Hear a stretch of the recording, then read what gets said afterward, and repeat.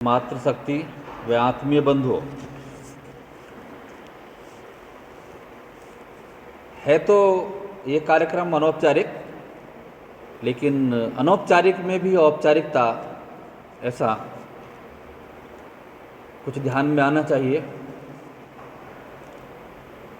नई पीढ़ी हो सकता है कुछ अनभिज्ञ हो आज की घटना से, यानी होली की घटना से। इतिहास में एक हिरण्याकश्यप नाम के बहुत बड़े ब्रह्मा के पुजारी थे।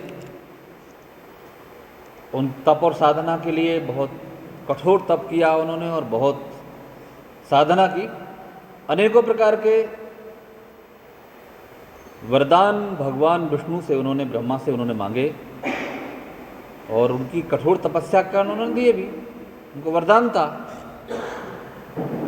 सुबह मरूं न शाम में मरूं, न ऊपर मरूं न नीचे मरूं, आगे मरूं न पीछे मरूं, बाहर मरूं न भीतर मरूं, आदमी से मरूं न जानवर से न पक्षी से, सुबह मरूं न शाम को मरूं, खेत में मरूं न घर में मरूं।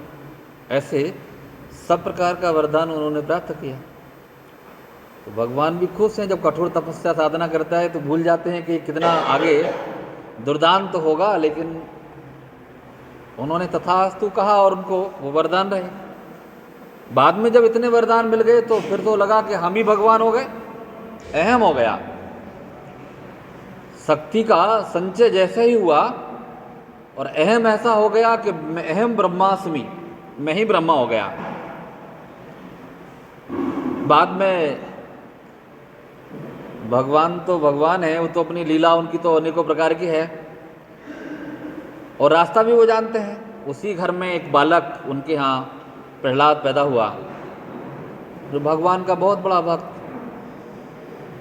जिस भगवान के भक्ति से अनेकों प्रकार की शक्ति अर्जित करके अहम पैदा हुआ। और जहाँ वो सच और एक बड़ा ताकतवर व्यक्ति होना चाहिए था, समाज के लिए जीना चाहिए था, वो एक राक्षस के रूप में परिवर्तित हो गया। उसी घर में भगवान ने एक भक्त प्रहलाद पैदा किए और इतनी एलर्जी हो गई उस नाम से, क्योंकि मेरा नाम लो, मैं ही दुनिया में हूँ। जब मैं मर ही नहीं सकता, मुझे कोई मार ही नहीं सकता, तो मैं ही ब्रह्मा हो गया। और फिर कैसे कैसे था वो घटना, कभी वो चोटी से फेंकना उस प्रहलाद को, कभी कोई और यातनाएं, अनेकों प्रकार की यातना देना। कहते हैं कि वो होलिका जिस दिन मनाई जाती है, उनकी एक बहन थी, उसके पास एक शीतल वस्त्र था, चुनरी थी, जिसको उनको वरदान था कि ये अगर इसको ओढ़कर और आग में बैठेगी तो वो जलेगी नहीं और भक्त जो प्रहलाद है, जो भगवान का भक्त, वो खत्म हो जाएगा। तो होलिका अपने भतीजे को लेकर और आग में बैठती है। तो अलग अलग चर्चा करते हैं। कुछ लोग कहते हैं कि होलिका का मन बदला, भगवान ने उसका बुद्धि भ्रष्ट की कि तेरा भतीजा है, मर जाएगा तो आगे वंश कैसे चलेगा। कुछ लोग कहते हैं कि हवा तेज हुई और हवा तेज होने के कारण वो जो शीतल वस्त्र था, भगवान की कृपा से वो भक्त प्रहलाद के ऊपर आया। तो भगवान, जो भक्त प्रहलाद थे, वो, मुझे ठंडा लग रहा है, माँ ठंड लग रही है मुझे कुछ कपड़ा दो, ऐसे आग में से ऐसे निकलते हुए वो जीवित बचे। बाद में हम जानते हैं कि एक बहुत, मैंने होलिका जो मनाने का उद्देश्य है वो इतना ही है, असत्य पर सत्य की जीत है, अंधकार पर उजाले की जीत है, अत्याचार पर और सदाचार की जीत है। अंत भी हम जानते हैं कि वो बहुत खंबा, एक बिजली का खंबा, क्या नाम है, लोहे का खंबा गर्म कराया गया आग से और लाल करा लिया गया उसको।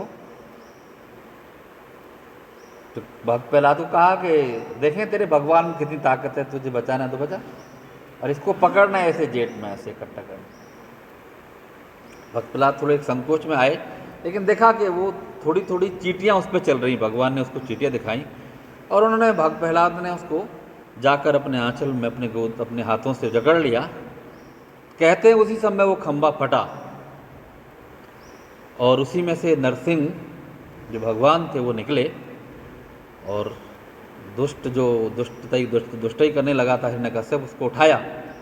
आधा शेर का रूप था और आधा नर का रूप था, यानी पशु भी थे और मनुष्य भी थे। तो शाम के अंधेरे में, जब कहते हैं कि जो गोधूली बेला होती है तो उस समय सुबह होता है ना शाम होता है, तो जो घर की जो देहली होती है देहली पर रख देहली में ले आए, ना बाहर थे ना भीतर थे, और शाम का समय था, ना सुबह थी ना दिन था ना रात था, और घुटने पर रखकर ऊपर था ना नीचे था, और ऐसे अपने ऐसे नाखून बढ़ा लिए, और ना आदमी है ना जानवर है और ना हथियार है ना कुछ है, इसलिए उस नाखून से ही उनको उसको फाड़ दिया और मार दिया। तो यानी कहानी तो मैंने इसलिए उनकी पढ़ाई मारने की बता दी, लेकिन मूल ये होलिका का है। होलिका हमारे लिए एक आदर्श उत्सव है। होलिका जलने के बाद प्रकृति रूप से आप देखेंगे कि गेहूं की फसल तुरंत 2-4 दिन में आने लगती है। माहौल में एक वसंत ऋतु का अंत है, ग्रीष्म ऋतु का प्रारंभ जैसा है। ग्रीष्म बढ़ते ही गेहूं की जो फसल है, जो अभी जैसे खरीफ की रबी की फसल कहते हैं, वो तेज़ी से पकती है और एक हम अपने घर में धन धान्य हमारे यहाँ आने लगता है। तो लेकिन ये जो मूल है, ये जो होलिका है, जो मन के अंतर हैं उनको दूर करने वाला त्यौहार है। साल भर हम कोई झगड़ा झंझट किए, मन में दूरी आई, परिवार में दूरी आई, समाज में दूरी आई, उसको एक जगह आकर और इकट्ठा करके और उसको आग लगाकर अपने मन में जो हमारी बुराइयां हमारे मन के अंदर आई, जो हमारी गलतियां थी, उनको हम उसमें आग में डाल जलाकर और अगले दिन नए उत्साह के साथ मन को नज़दीक करके एक दूसरे पर रंग गुलाल डालकर और हम अगले साल नए साल में और नए उत्साह के साथ जाते हैं। लेकिन बंधु अभी देख रहे होंगे समाज में बहुत अंतर है। मुझे लगता है कल मैं कहीं सुन रहा था क्रीड़ा भारती कार्यक्रम में कि दैनिक जागरण ने एक नई पहल लगाई है, एक मोहल्ला एक होली। हर चौक चौराहे पर होली क्यों, एक मोहल्ले में एक होली, सारे लोग वहाँ इकट्ठे आएंगे, एक जगह आएंगे। क्रीड़ा भारती या ऐसा किसी ने कोई योजना बनाई है ऐसी, और मोहल्ले के लोग वहाँ, वहीं बच्चे इकट्ठे वहाँ हुड़दंग करेंगे, वहीं महिलाएं इकट्ठी आके पूजन करेंगी और वहाँ से होलिका वहीं से प्रारंभ होगी, वहाँ होलिका जलेगी और होली खेलने का काम भी ये मोहल्ले की एक होली, ऐसा होना चाहिए। क्योंकि आप देख रहे हैं कि धीरे धीरे समाज में बहुत बड़ा अंतर हो रहा है। हम जातियों के नाम को लेकर या मोहल्ले के नाम को लेकर या अपनी स्वयं की प्रतिष्ठा को लेकर हम संघर्ष कर रहे हैं, जिससे आगे आने वाले समय में हमारे लिए एक चिंता बनती जा रही है। तो ये सामूहिकता जो समाप्त हो रही है, होली यानी सामूहिकता, तो इस पर एक आगे हम सबको एक साथ आना चाहिए। मोहल्ले के लोग एक जगह इकट्ठे हों, एक जगह पूजन करें, एक जगह हुड़दंग करें, एक जगह गुलाल लगाएं, एक जगह उस होलिका दहन मनाएं, एक जगह होली खेलें, तो आगे आने वाले समय में थोड़ा ठीक रहेगा। नहीं तो शत्रु तो मौका खोज रहे हैं। हर क्षेत्र में आज रामायण रामचरितमानस पर एक नया विवाद खड़ा कर रहे हैं। जातियों की जाति जनगणना करने के बाद एक जाति में एक वैमनस्य फैलाने का काम हो रहा। अगर हम बटेंगे तो बिखरेंगे और बिखरेंगे तो हम समाप्त होंगे। दुनिया का इतिहास गवाह है इसका कि जब जब हम अलग हमने अपना अस्तित्व बनाने का प्रयास किया है, तब तक हमको नुकसान हुआ है। हम संगठित संघर्ष जहाँ जब किए हैं, तब दुनिया हमसे डरी और सहमी है। आज भी देख लीजिए, हिंदुओं का 2-3 बार लोकसभा में सामूहिक प्रकटीकरण हुआ तो दुनिया का हर देश आज आपके कदमों में खड़ा है। अभी विदेश मंत्रियों की बैठक यहाँ संपन्न हुई भारत में, G20 का एक अधिवेशन होने वाला है, तो उसकी पहले विदेश मंत्रियों की बैठक हुई। हम जो कह रहे हैं दुनिया के अंदर, आज हमारी बात स्वीकार कर रहे लोग, ये हमारी संगठित शक्ति का ही परिणाम है। हम यूक्रेन और रसिया में युद्ध चल रहा है, हम रूस से तेल खरीद रहे हैं, अमेरिका धमकाने का प्रयास कर रहा है, लेकिन हमने आंख दिखाई कि हमारी स्वतंत्रता है, हम कहाँ से क्या खरीदें, तो बिल में घुस जा रहा है। तो ये हमारे एक सामूहिकता का परिणाम ही है कि आज दुनिया का हर देश आज भारत की प्रशंसा कर रहा है। आज भारत के अंदर जो नेतृत्व है उसका स्वागत कर रहा है। तो हम इकट्ठे रहेंगे तो दुनिया हमारे सामने नतमस्तक होगी। हम दुनिया के सिर में और रहे हैं और रहेंगे। दुनिया आज इस पर अध्ययन कर रही है, भारतीय संस्कृति पर अध्ययन कर रही है। हमारा कोई विकल्प नहीं है दुनिया में, भारतीय संस्कृति सभ्यता का कोई विकल्प नहीं दुनिया में, एक अपने आप में अजूबी है। माँ का इतना सम्मान भारतीय संस्कृति में ही है, संबंधों का सम्मान भारतीय संस्कृति में ही है। हम तो उस संस्कृति के में जन्मे हैं जहाँ सांपों को दूध पिलाते हैं, पहाड़ों को पूजते हैं, प्रकृति को पूजते हैं, पेड़ों को पूजते हैं, नदियों को पूजते हैं। हम तो सब में अपना जैसा, हमारे यहाँ तो हमारी संस्कृति भी की संस्कृति है। हम ही दुनिया में ऐसा नहीं, हम भी हैं दुनिया में ऐसा लेकर चलते हैं। तो उस मान्यता के आधार पर सामूहिक मन बढ़ा करके और एक मोहल्ला एक होली ऐसा करके मनाने का प्रयास करें। तो आप सबको होली की हार्दिक शुभकामनाएं, प्रणाम।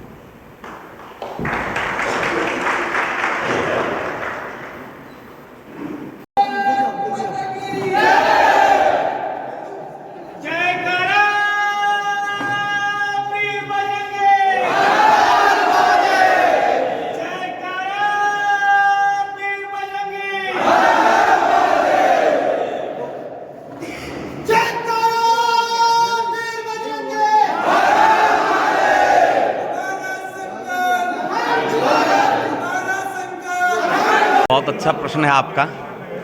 होली करोड़ों वर्षों से सनातनी परंपरा के अनुसार मनाई जा रही है। और मैं आपको जानकारी दूं, जो अपना पंचांग के बारे में आपको जानकारी होगी, हिंदू पंचांग, हमारी हिंदू पद्धतियां सारी पंचांग के अनुसार चलती हैं। तो अपना जो लास्ट महीना है उसका नाम है फाल्गुन। फाल्गुन महीने की अंतिम तिथि अर्थात पूर्णिमा के दिन हम होली दहन करते हैं। और उससे अगले दिन हमारा चैत्र महीना शुरू होता है, हिंदू पद्धति के अनुसार पहला महीना। तो अंतिम महीने की अंतिम रात्रि को होली दहन और प्रथम महीने की प्रथम दिन होली मिलन, ये परंपरा हजारों वर्षों से हमारे यहाँ चली आ रही है। उद्देश्य क्या है? एक तो इसमें कथा, पुराणों की कथा सम्मिलित है कि होली का दहन हुआ था, उसमें प्रहलाद बच गए थे।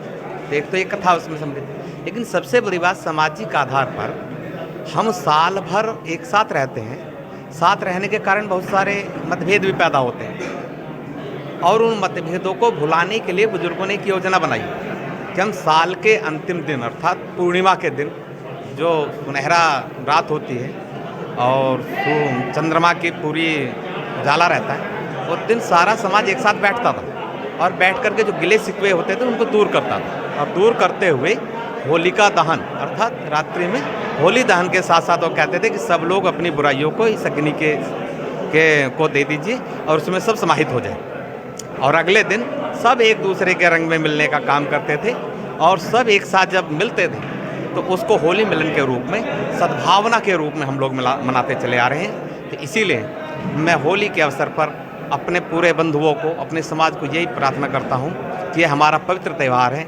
इस दिन हम मांसाहार ना करें, शराब का नशा ना करें और सद्भावना दें और सबके साथ मिलजुल करके होली का मिलन सद्भावना के रूप में मनाएं। मेरा यही विचार है।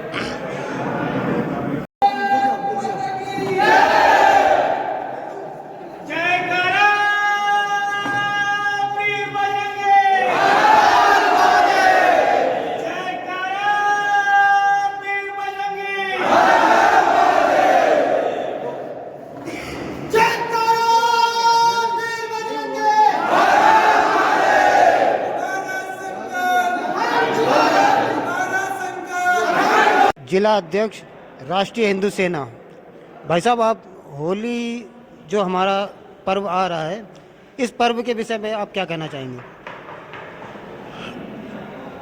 सनातन संस्कृति में जिस प्रकार से ये बताया गया है कि होली के विषय में अभी पिछले कुछ समय से बहुत सारी अनर्गल बातें प्रचारित की जा रही हैं कि होली में पानी का बचाना चाहिए, होली से बचना चाहिए।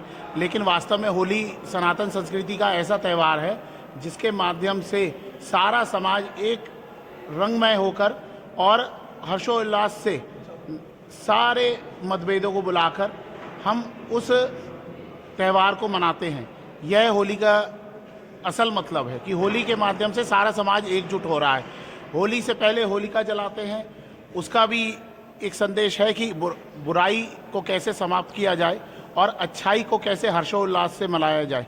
आज जो हमारा सनातन समाज है यह जैसे अलग अलग जातियों में बटा हुआ है, तो इस त्यौहार को मनाकर ज़्यादा से ज़्यादा लोग एकजुट हों, हिंदू समाज एकजुट हो, सारा हिंदू संस्कृति के प्रति लोग जागृत हों।